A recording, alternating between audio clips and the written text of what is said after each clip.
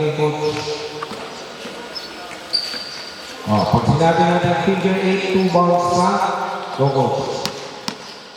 Dribble the ball, 2 balls. Ito, hit, hit. Look at Coach Philip. Guide the ball in.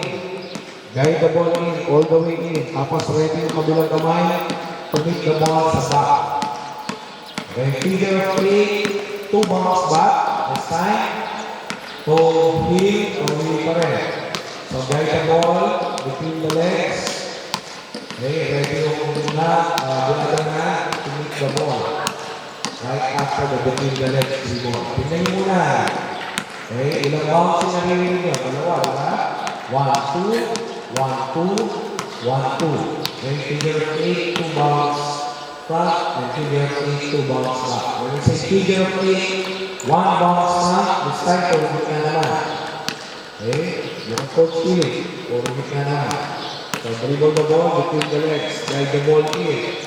Okay, other hand, ready to meet the ball sa back. Figure 8, 1 bounce back. Good. So, dito na yung dalang ball. Counting will be the same as figure 8 and figure 8 seating ball. Alright, so stand up. Stand up, ready. Figure 8, we'll do figure 8, 2 bounce back. Again, one the ball up.